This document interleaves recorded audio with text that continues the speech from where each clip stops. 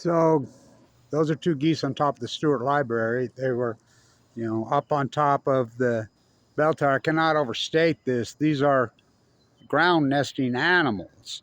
Now, I was over by the pond this morning. Now, the pond, which is a natural wetland and was well thought out and there was nesting areas. There was 33 juvenile Canadians on it last year alone when they drained it. They don't care. Over 100 ducklings. They tore the nesting grounds out, so there's nowhere for them to nest. Now, there's one mating pair that's got 7 babies.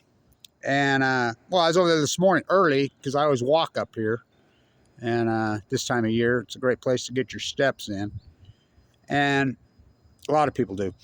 There's 2 guys with 2 bird dogs off leashes. Bird dogs.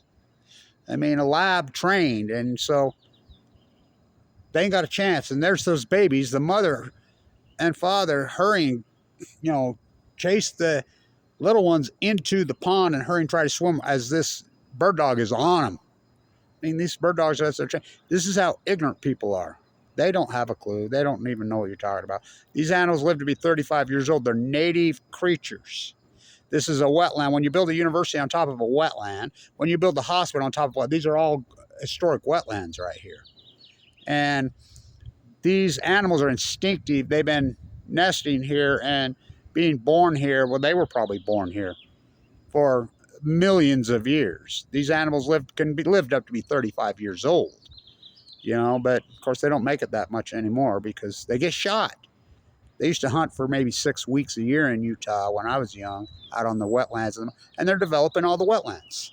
I mean, Farmington Station's in a wetland. Everything west of that, I mean, my God, we had record rain the last 48 hours.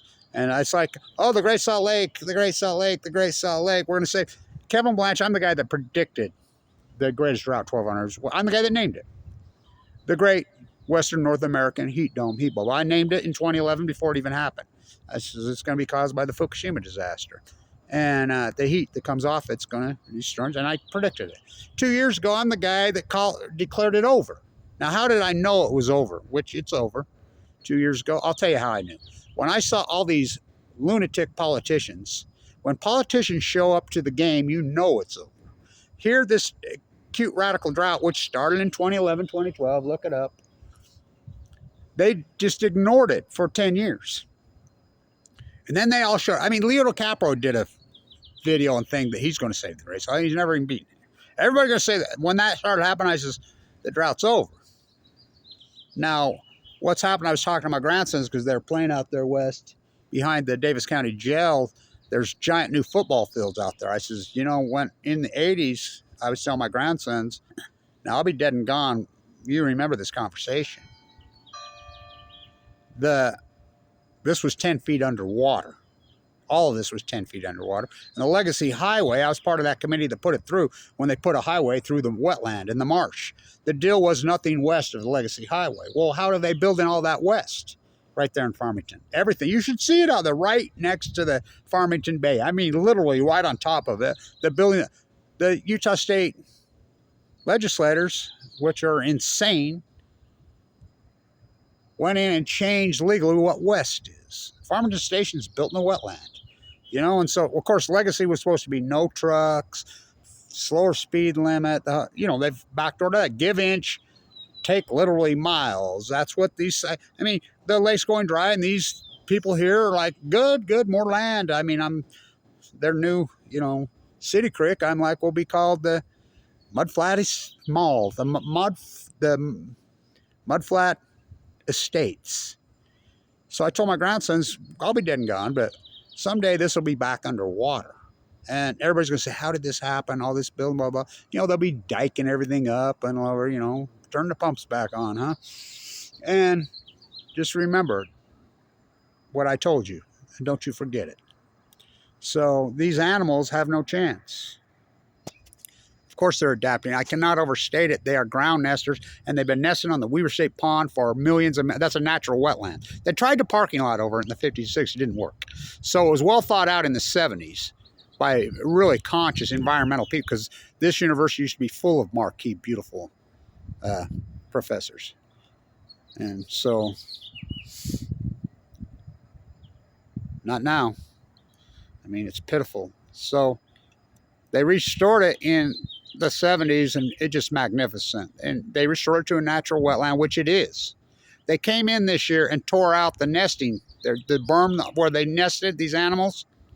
Like, again, there was 33 juveniles on the pond when they drained it, and they've concreted it, turned it into a spent fuel pool.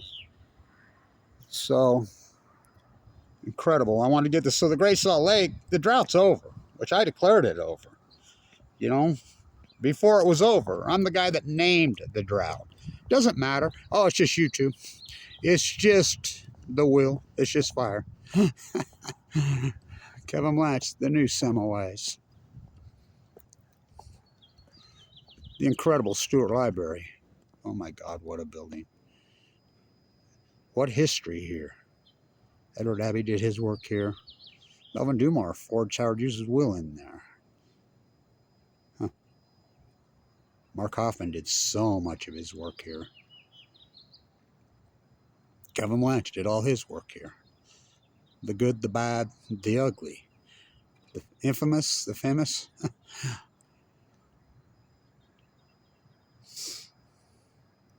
What are they supposed to do? I mean, they hunt them pretty well year-round. Oh, you know they're hunting mountain lions year-round in Utah now? What?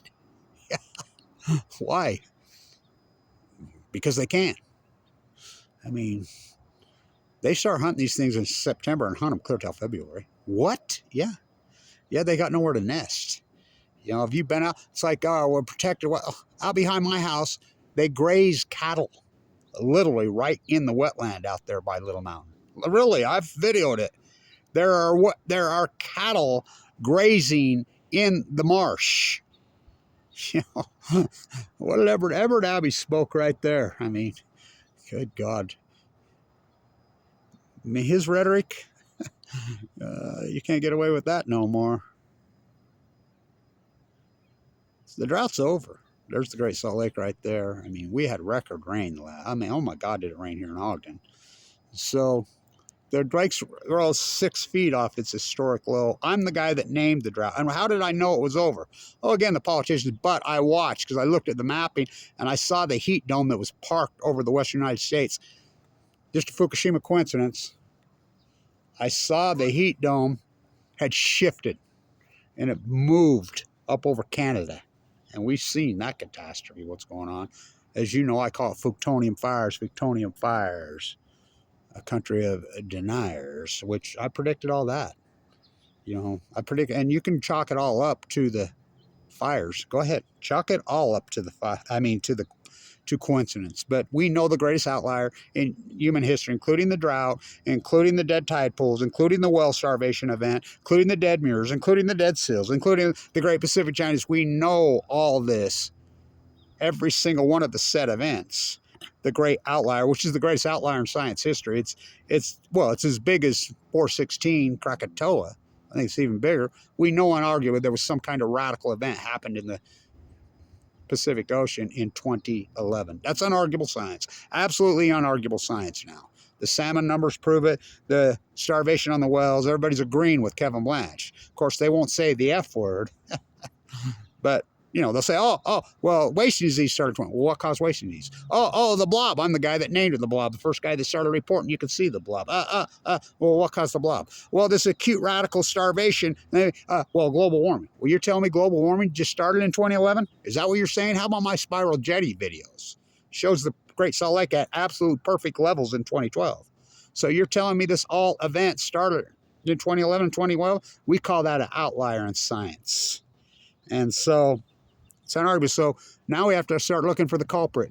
We know something radical happened to this planet in 2011. Unarguable, the Pacific Ocean. Did a meteor hit the Pacific Ocean? Did a new Krakatoa come up and erupt? No. Huh.